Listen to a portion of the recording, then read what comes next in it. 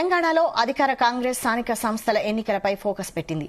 ఈ క్రమంలోనే తెలంగాణ ప్రదేశ్ కాంగ్రెస్ కమిటీ రాజకీయ వ్యవహారాల కమిటీ సమావేశం సాయంత్రం జరగనుంది. గాంధీభవన్లో జరగనున్న ఈ సమావేశంలో ఏఐసీసీ జాతీయ ప్రధాన కార్యదర్శి కేసీ వేణుగోపాల్ ముఖ్య అతిథిగా హాజరు కానున్నారు.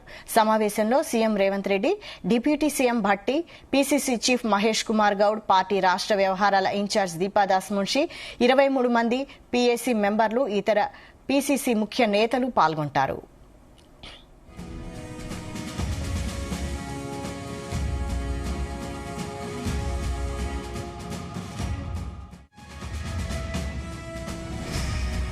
రాష్ట్రంలో కాంగ్రెస్ అధికారంలోకి వచ్చి ఏడాది పూర్తయిన సందర్భంగా పాలనా తీరుపై ప్రజల నుంచి ఎలాంటి స్పందన ఉంది, ఎన్నికల్లో ఇచ్చిన 6 గ్యారంటీల అమలు తీరు, రాబోయే 4 ఏళ్లలో కాంగ్రెస్ ప్రతిష్టను పెంచే రీతిలో ఎలాంటి పాలన చేపట్టాలనే దానిపై ఈ సమావేశంలో ప్రధానంగా చర్చించనున్నారు. వీటితో పాటు అలాగే కేబినెట్ విస్తరణ, మిగిలిన నామినేటెడ్ పోస్టులు, పీసీసీ కార్యవర్గం భర్తీపై కూడా ఇందులో చర్చకు వచ్చే అవకాశం ఉందని తెలుస్తోంది.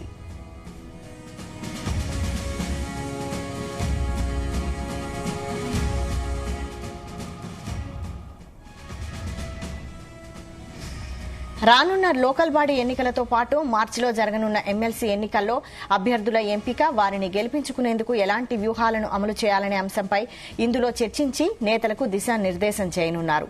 హైకమాండ్ తరపున కేసీ వేణుగోపాల్ పార్టీ నేతలకు ఎలాంటి దిశానిర్దేశం చేయనున్నారనే దానిపైనే రాష్ట్ర పార్టీలో ఉత్కంఠ సాగుతోంది.